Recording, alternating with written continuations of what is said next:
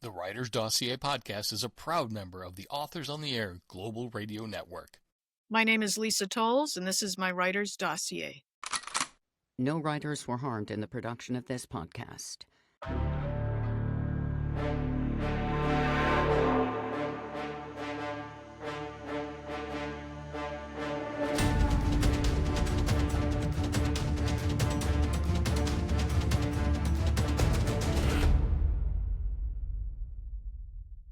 Hey everybody, welcome back to another episode of the Writer's Dossier. And today, I mean, it just keeps getting better and better for me. I'll wake up and I'll have an email from somebody, or I'll reach out and contact somebody and I'll get a response. And we get to have someone like the best-selling author, Lisa Towles, on the show. Lisa, thanks for joining us. Thank you so much for having me. I couldn't be more excited to be here. I will try to do my best because, as everyone who listens to and watches the Writer's Dossier podcast on YouTube or wherever you get your podcast, you know that we have a lot of fun here. We get right to it because you're busy and you cannot buy time. Oddly enough, I tried and you just can't. So let's get right into these questions. Have some fun on your commute. And Lisa, you are just a treasure trove of places to go. I don't even know where to start. So this is what I'm going to do. Tell people who you are and tell them about your background. You've got a really interesting background I'm excited to get into because it connects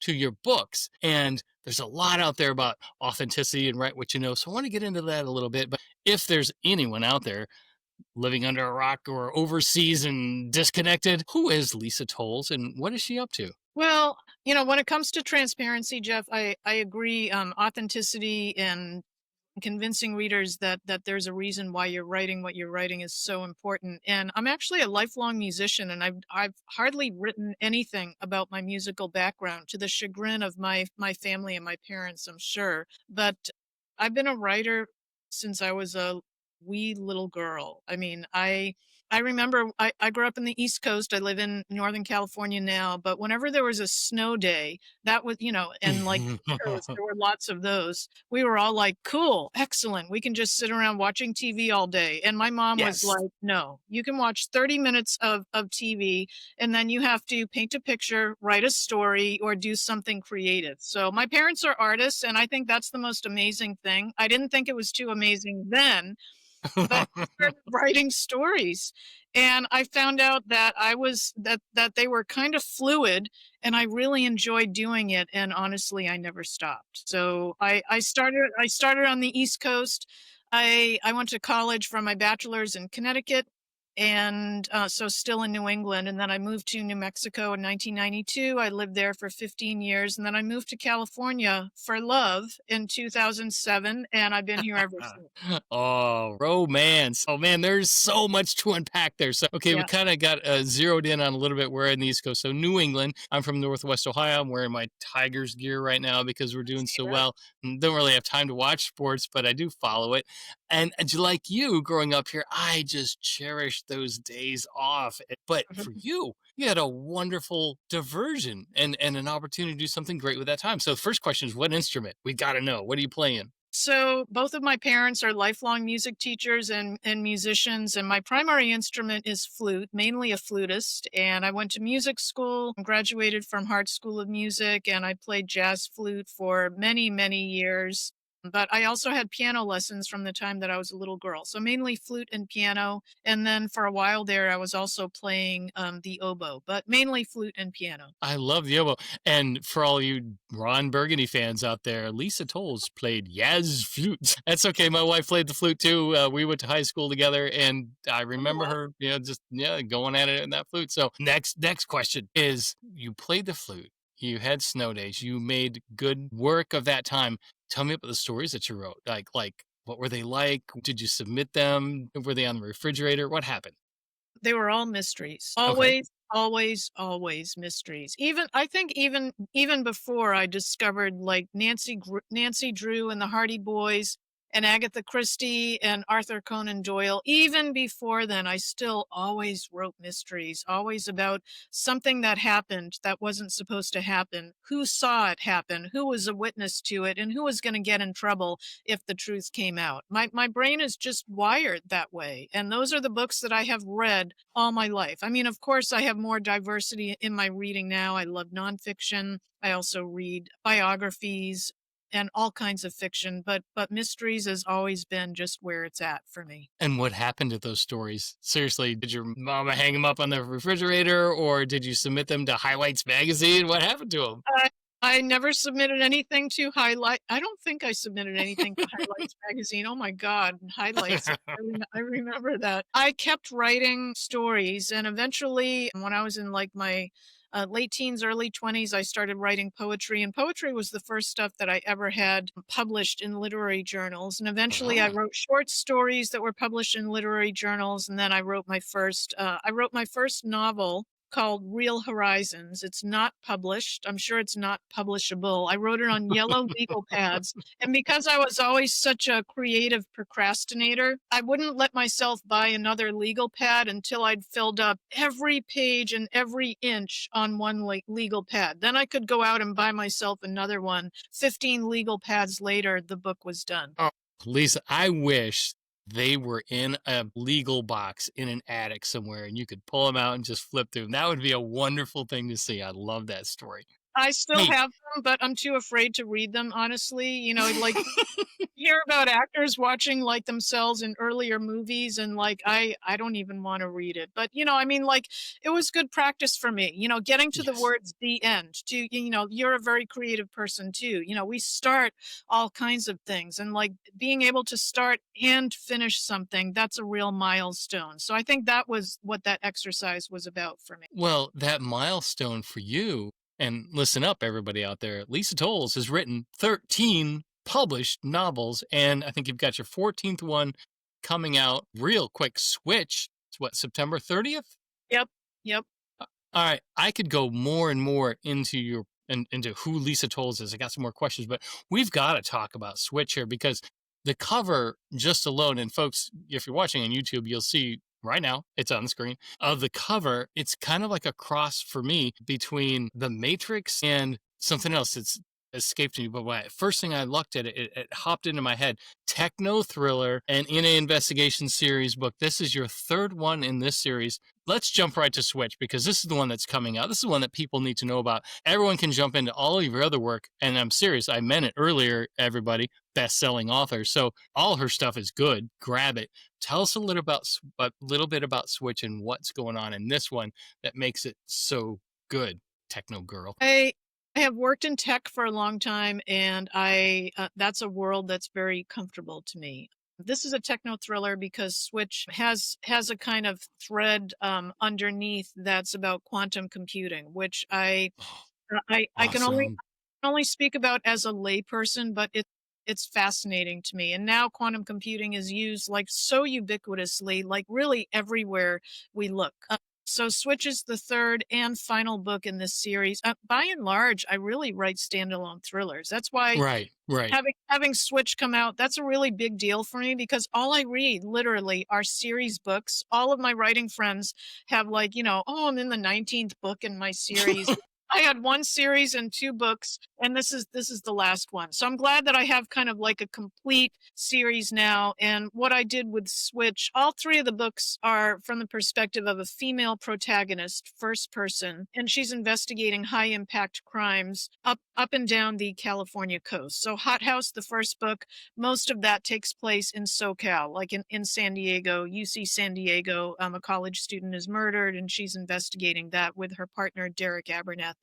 In Salt Island, that's more of an eco thriller and environmental thriller that takes place further north in and around LA and also in part of the British Virgin Islands. So, kind of the mythology underneath everything that's happening is she's looking for her father. She finds out in Salt Island that that's where her father has been hiding out all this time in the British Virgin Oh, Islands on the Tortolo. So yeah, there's a Caribbean element to this story that was really so fun Yeah. to research. And my husband and I were going to go there point, and then it was COVID, and we weren't going anywhere. So I didn't physically go there, Oh. but that I was gonna say the research had to be amazing because I used to live within visual range of Tortola. I lived on St. John in the U.S. Virgin Islands, and if you'd had gotten the chance to oh, go down there and do research, one, it would have been a tax write-off, and two, you would have been able to tell everybody. That's right. I did my research in the BVI. I would so love that, and I might still go there at some point. I would absolutely love it. It means so much to me there. You totally should, and take cases and cases of your books and sell them to people. I worked at a dive shop where the dive shop owner taught Jack Higgins, how to dive. And Wow. Jack Higgins went back home and wrote a book about his experience down there. Put the dive shop owner's real name in the book as one of the main characters. And it's called Thunder Pointers. And so he would order copies of the books and sign them, and we'd sell them. He's like, yeah, Jack Higgins was over here. We Mm, taught him how to dive. So mm. yeah, take books with you when you go to the BVI. Rent a Beneteau, have a great time, eat lots of lobster, and do a lot of snorkeling. It's one of the coolest places I've ever had a Well, chance to live. well, and I'm so glad to hear that you lived there, and that aligns with what you were saying earlier about authenticity. I mean, like writing a book about diving and selling it to divers. I mean, I Yes. my book Terror Bay has a lot of scuba diving in the theme. That's a standalone Awesome. thriller. Terror Bay, and Terror Bay is a real place. That there are Ooh, actually two of them, and my husband is a scuba diver, and he's PADI certified, and also my editor is also a scuba diver. So I had a lot of technical questions to ask them so that I would get it right. So if right. a diver read it, they would say, okay, she did her research. Yes, this is the correct oxygen to nitrogen mixture in the tank at this depth. And, you really need that. Thank you. Thank you so much for that because I did. I picked up a book and I used to be a cop. And so on page 2, Lisa, the protagonist is female police officer pulled back the hammer on her Glock. And right there, I closed the book and I never read another word because there are no hammers on Glocks like that you can pull back. And Mhm, it just crushed me. And mhm, yeah, so whenever we see that, so thank you. Thank you mhm. for doing your research. And you are located now in pretty close to Silicon Valley, right? You're going to be doing an event in Mountain View for Switch when it comes out. Tell us a little bit about how you've taken your experience with that tech and especially quantum computing and put that in your book. And as a side question, as a follow up, tell me, when quantum computing goes wide, am I going to lose all my passwords? I mean, or is it just going to get cracked like that? I don't so the second question, I don't know, and again, I'm still just a lay person, but, yeah, I live in Oakland in the Bay Area, so, like, an hour or hour and a half from Silicon Valley, and it's such a rich hotbed of Mhm. technical innovation, and what I always thought was so fascinating about quantum computing is it's a quantum computer is a machine, it's hardware. It's like a super gigantic, beautiful, intricate chandelier. That's how I think of it. I've never seen one in Wow. person, but if you look at them, they're amazing, and they have to be kept at such an incredibly low temperature in order to work. And what's interesting about them is error correction. You get quantum error correction. So I mean, like there are so many errors that can happen related to temperature and related to human intervention, and like how they solve all that so that they could maintain their precision. It's just mind-boggling and fascinating, and so that was a really fun thing to research, relying on some LinkedIn groups that I'm a part of on quantum computing, where I just kind of lurk and listen. But yeah, that's a really fun. It's only a part of this story. I mean, the topical crime are it's a bank robber. That's who Mari and Derek Oh, are chasing. And there have been three or four, no, there have been like actually 9 or 10 bank robberies. And they were brought in because they know someone who works at the bank, and it wasn't getting investigated the way they wanted. And so they wanted to bring them in. So of course there's tension, between like two private investigators and the local police. But Mari used to be a CIA. She was a operative along with her father, and Derek was formerly a police detective. So they both have formal law enforcement background, and they became private investigators to have more independence about what they're doing. But even still, they have to adhere to law enforcement rules and standards. There are a lot of rules and standards related to like the behavior and what's allowable for private investigators. It's not a police procedural, I mean, like it that those can be very kind of procedurally heavy in terms of details, in intricacy, but I had to do a lot of research because, again, I had to get it right and make it believable. Absolutely. People will appreciate that, but they won't have to get deep into the weeds like you did because this isn't a technical manual. This is a thriller that has to do with a topic that folks, you're listening out there, you've probably heard of quantum computing. It will probably change our lives. And get in on it now. Understand, is it like the Michael Crichton stuff? He had that ability to see into the future and write a story about it. I think that Brad Thor does a really good job with that kind of approach Agree. to his stories as well. Yep. So, all right. So, follow up. Can I tell you about one other interesting thing? There's Yeah, absolutely. And then you can tell me whether or not I should buy Nvidia stock. Okay, go. So, I've bookmarked a whole bunch of websites on spy gadgets. I'm just kind of I'm a junkie for that stuff. Lisa, the United States Counterintelligence Agency is tracking both of our laptops for that. I'm sure. Yeah. Gadgets. Okay, gotcha. So, like there are all kinds. There's like a type of camera that's in the shape of a penny. I could literally like play all day online looking at stuff I like, know. and It's there's crazy. one part of Switch where Mari, the main character, she was in an accident. She was almost killed by the team that's been robbing these banks. She's getting close and they're trying to stop her. She did survive, and so she's at home recovering, kind of like roaming around her house late at night. She's on painkillers. She has insomnia. She can't sleep. She sees something in her wall and she's like, "What in God's name is that? I've never seen that before." It's like a part of the wall that was glowing. And then she goes the next morning looking for it and she can't find it. Come to find out, it's a nanny cam that has a light that glows in the dark. It goes off during the day and it's connected via a wire to a laptop somewhere hidden in her house. And this is all true. And this could actually happen. This tech is out there. And that's the kind of tech that I had so much fun researching. Oh my goodness. Scares the living crap out of me with my background. You are nailing it. People, folks out there, you're going to love that angle of the story. And come on, who doesn't love a good bank heist? Combine these two things together with Lisa's experience and her imagination. Hit switch. You can order it now. It comes out September 30th. Just get it now. It's available. I saw it on Amazon. I mean, you are an Amazon bestseller. So people, this is something that everybody needs to get on board with because it's Lisa Towles, folks. So get on this. All right. Last question for you, Lisa. And this is something that I was headed toward earlier, but it's going to tie in so well because one of the questions I wanted to ask you at the very beginning was something that I learned from my pal Eric Beatner. I was in Chicago at a conference and he hosted a panel and he was so wonderful. One of the questions that he asked stuck out to me, and I can't imagine anyone off the top of my head, even after 170 dossiers, who this would apply to better than you. So if you weren't a tech mogul right now that you are, and a best-selling author that you are right now, what other artistic pursuit would you pursue now? I know that you used to play the flute and the oboe and you said piano lessons, but if you could start over right now, money's not an object. What artistic pursuit would you want to do besides writing?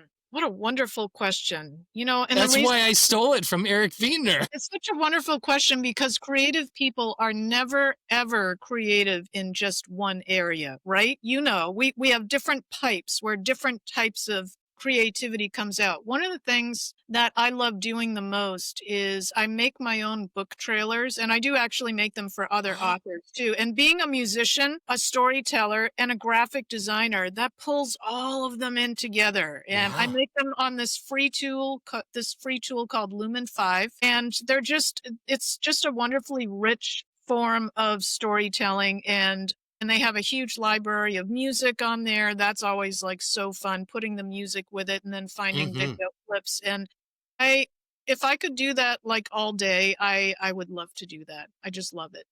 I love that because I do too. I try to create some things in DaVinci and other things. So Lumen 5, that's fantastic. And so I've been banging on your website here, folks. Everyone go to lisatolls.com. Are we going to see a really cool trailer for Switch that The you made? trailer for Switch is out, yes, and I can send it to you, and maybe you can post it with this video. But yeah, that it's on my YouTube channel where I have my Story Impact podcast, and all my book trailers are there. But yes, I had a lot of fun making Switch as kind of like the culmination and the sort of the finale of this 3-book series. Yeah, I wanted to talk about your podcast too, and I mean, I'm going to be a guest on it eventually. I'm so excited for that. So, folks, go Me to too. Lisa Towles, find her podcast, go to her YouTube page, just subscribe. I mean, it doesn't hurt, it doesn't do anything. There's no junk mail. Just subscribe and get to know Lisa Towles. You'll thank me when you go to BoucherCon or Thriller Fest or wherever you go. I'll be everywhere. And Lisa, I can't wait to see you. So. Thank you so much, Jeff. It's been such an honor being here. Really appreciate it. Absolutely. No, thanks a lot. It was a lot of fun. And I wish we could go on longer, but folks, thanks for joining us. Go to youtube.com/@JeffCircle, go to thewritersdossier.com, and absolutely go to lisatowles.com for more. Lisa, thanks for joining us. Thank you. Bye-bye. Bye, buddy. One. My name is Lisa Towles, and this is my writer's dossier. Perfect. All right. And I'll just start and make sure I don't sit on a dog's tail. we got a couple dogs out here. Well, All right, no. here we go. Yes. Yeah, they'll usually pop right up here. All right. The Dossier Podcast is a production of The Idea Academy.